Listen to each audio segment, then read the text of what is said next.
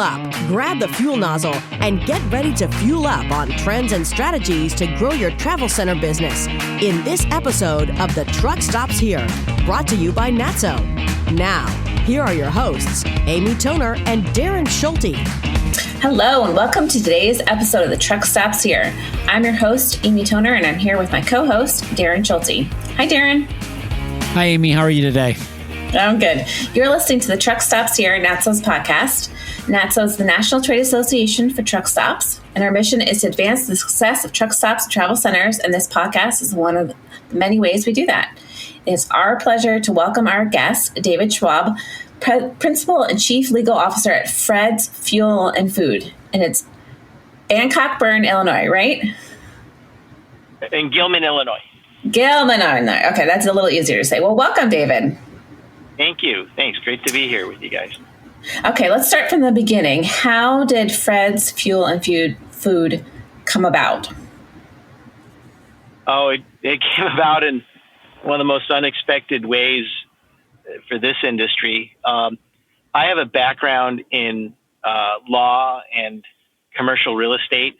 I am an investor in commercial real estate, and I was looking at trying to do some new things in the post Great Recession era, and someone brought us this foreclosed truck stop in Gilman, Illinois, 18 acres. Mm-hmm. And we thought, oh, this could be interesting, pretty good price point. And, we probably would just, find an operator to run it. They lease it from us. Well, before we ever closed on the deal, we realized if we wanted to create value for the real estate, that we would need to operate that. And that's a trend in commercial real estate. There are real estate developers and owners who are, actually getting involved in operating businesses to enhance the value of the property. And so we thought, oh, this should be easy. We're going to apply professional grade management to an industry that, could use some of that in many locations. And we realized early on it's going to take a lot of work. But, long story short, we taught ourselves a lot of things. We learned a lot from others, and it's been very nice also to be connected to Natso. We learned things through Natso and other experts, and we said, let's bring like A-grade people into this. And so we became an operator. We're told we're one of the more sophisticated ones to come along. Uh-huh. And we were even, I guess, acknowledged on Trucker Path as a top 9 truck stop within a year of being open. Awesome. So we realized we're onto something here, and we really enjoyed it. We really enjoyed being being an innovator and being in this industry. So that's kind of the long story short on how we got into the business. I did not grow up into it. I didn't set out life saying, hey, I want to be a truck stop owner. And ironically, the truck stop is kind of the midpoint between Chicago and University of Illinois, where I went to law school. So I'm sure I must have stopped in the town, right? Way back in the past to fuel up. Never occurred to me that maybe I'd own an asset in a town called Gilman, Illinois. So you have a truck wash too, right? Yes, the property had a few different buildings on it, mm-hmm. and there was a building that was originally used as supposedly as a truck repair business, and the operators in there we didn't like. So within the first month, we were able to get them out of there, and we said, you know what, we ourselves don't want to be in the truck repair business, but we think there's a market for truck washes here, because we realized that the next truck wash right off the highway south of us was about 2 hours away. The northbound is about an hour away, closer to Chicago. And so we redeveloped it into a truck wash, and that's been a nice ancillary aspect to our truck stop business. Absolutely. Okay, so can you tell us what makes it unique? Well, Fred's is unique in many ways because of our focus on people. Mm-hmm. we care very much about our employees. And when you care about your employees, that translates into really good customer relations. And the experiences that truckers have are very important to us. So someone that's driving hundreds of miles on the road before they make contact with someone in a store should be welcomed. They should be appreciated. And so if you have employees that are happy to be there every day, that's going to translate into happy customers. And even through the pandemic era, the focus on employees has been greater than ever, to the point that we've so far, about almost a year out, no one has gotten the virus because we took very good precautions to protect our employees. So you got to take care of your employees. You have to, always have a focus on cleanliness. That's a very big part of it. Long before people use the word sanitizer every day like they do now, with our trucker showers, and from day one, when a trucker would finish using a shower, not only would the shower be cleaned, but it would also be sanitized. So we've been doing that from the beginning, and we do have an in-house housekeeper, so to speak, who her job is all day long just to make sure everything is clean, whether it's the restrooms. And our employees are also cross-trained to ensure cleanliness so that we don't miss anything. So cleanliness, friendliness, and then, providing value to your customers with the fuel. We want to make sure that our customers are getting good value for the fuel and other things that they buy on our property. That, one of my questions is about COVID. How has it changed your operations? It sounds like you're already on top of a lot of it, but has it changed the way you guys do anything that's going to stick or not stick? Well, I have a feeling that, these plexiglass partitions are here to stay for the foreseeable future, because, just looking at how there was a resurgence of COVID back in the fall, right. I think there's going to be some lingering concerns about that. So I think that, those partitions probably stay in place. Plus, they're a pretty big investment for businesses like ours, and I'm sure others. The cleanliness protocols, I think that I suspect that we'll be keeping most, if not all of them, because, that's already the cornerstone of our business. And if we can promote better health for people, I sometimes joke with people. I tell them I'm in the wellness business for truckers, but it's really not a joke. It's true. Like, you're there for their wellness. You're there for them to not just get fuel, but to re-energize, to rest, to relax, so that they can do their job safely on the road.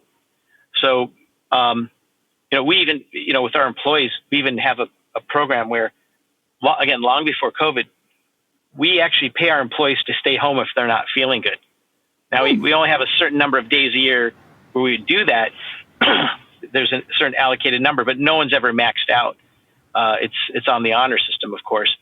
But, keeping people who don't feel good at home is worth every cent, so that you don't spread, whether it's COVID or just the run-of-the-mill flu. You want people to be healthy. And so I think that COVID's going to, it's created some paradigm shifts with well-being. So, yeah. I feel like, Darren, you would agree with that. I know you've talked a lot about how cleanliness equals safe now. Yeah, I think what David said is spot on. He was obviously doing it prior to COVID-19. And for those of the folks that increase their, for lack of better words, their cleanliness or their safety, you can't go back. I think, as David just referenced, there's no going back. As you and I have said before, Amy, it's not necessarily a new standard. It's a new expectation. People are going to expect the type of cleanliness and safety in the stores that David referenced. He's spot on. What's the most difficult issue that you faced or face? Well, I think the most difficult thing is kind of knowing when things quote get back to normal, because there's still a lot of things that are restricted, and the traffic has been down, especially in the last quarter of the year. We've seen, and it's not just what we measure at the store, but we also measure regionally. We look at all kinds of traffic metrics, and we believe that it's going to improve as the spring approaches. But again, just having seen the resurgence of COVID back in the fall, what if like one of these new strains they're talking about comes back? So that uncertainty, is an issue. And in a state like Illinois, especially, they seem to be a lot more stringent in their mitigations than other states like Florida. So, for example, we have gaming, slot machines in the truck stop. And when the state goes into a mitigation mode, one of the first things they say is no gaming. Even though there are partitions between each slot machine and you have a clean premises, the entire state just deactivates all the slot machines. So, that's a revenue stream. It's not something that we necessarily live on, but it's nice to have that income stream, and especially if fuel sales are down just because there's less traffic. So, that's been a concern of ours. But again, we believe that it's just the time of year coupled with the pandemic why traffic is, pretty low. And we hear that from other people we talk to. Yeah, I feel like these late winter months are going to be bad, but then hopefully the spring will be rosy. Yeah, we believe there's pent-up demand for travel going into the spring. As more people get vaccinated, then they'll be able to move more freely about, especially senior citizens who've not seen their grandkids in over a year. They're going to start to travel more. And if they're going to travel more, there will be probably more consumption. If there's more consumption, then there should hopefully be translating into more truck traffic. Absolutely. Okay. What about the future? Any big projects planned? Yeah, we're looking to. We'd like to add more attractions on our property. We already have a crispy, crunchy fried chicken inside of our truck stop convenience store, but we'd like to have one or two more, food options on the property, and we're exploring that. And like I said, the pandemic unfortunately affected some of the expansion decisions by some franchise systems that we've been talking to. We think we're going to, do more investment in parking. We have 18 acres to work with, obviously. So, we're going to look more seriously maybe into on-site biodiesel blending. So we're definitely on lookout for some new things to do. We've got the land to work with, so we're thankful for that. And then we're hoping to expand to additional locations. We think we have a site, identified, and we'll know in the coming months if that's going to make sense. And beyond that, there's additional things in the pipeline. So we want to be a multi-unit place. Our drivers constantly ask us, "Hey, when are you going to open up more locations?" So we figure that's pretty good feedback if they want to see us in more locations around Illinois or elsewhere. Absolutely. All right, we're going to switch to my last fast fill questions. These are just my wacky questions we like to ask. What is your favorite on the road snack? My favorite on the road snack? Oh, man, I have a few. I like Pringles. Ooh, Pringles are good. Yeah. That's a good one. But also, like these trail mixes, with nuts in them. Not too much sugary stuff, but more nuts. Just, that's probably the best way to stave off the, hunger in between some meals.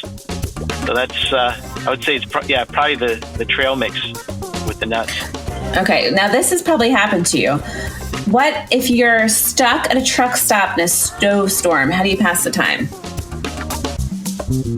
If I was stuck at a truck stop with the snowstorm, well, I'd probably first walk around the truck stop to check it out and, see, like what makes it unique. Because, that's what's so fun about truck stops in general is like how they all have their unique character. Even the ones within the big three chains, there's no two truck stops that are exactly alike. And so, to try, see if you can learn anything about the local culture even. That would probably be the first thing. Then the second thing would be to find hopefully a trucker's lounge, a comfortable area to sit down and probably just go on my phone and check emails and make calls and maybe play a few games on the apps. Okay, do you prefer to ride or drive? Oh God, I'm always driving. It's pretty rare that I'm a passenger. Okay, how do you take your truck stop coffee? I'm not a coffee person. How's that? All right. I love iced tea. I love iced tea, and some truck stops definitely get it. Others need to improve on their iced tea selections. Gotcha. Okay, and we'll end with a controversial question. Is it truck stop, travel center, or travel plaza? I like saying truck stop, but I'll get along with any one of those three as long as it's a great place to stop. They're all good. Thank you so much for coming on the podcast. It was really great talking with you. For being a NHTSA member. Thanks. Thank you for listening to today's episode of The Truck Stops Here. You can find us online at thetruckstopshere.show. You can listen to the podcast on Apple, Google, Spotify, and Stitcher. If you have any questions you'd like to answer on the podcast, we hope you'll reach out to editor@natso.com. Goodbye. Bye, guys. The Truck Stops Here was brought to you by NHTSO, the association representing truck stops and travel centers. Visit natso.com for more information. The Truck Stops Here is produced by NHTSO in collaboration with Human Factor. Producers are Amy Toner and Darren Schulte.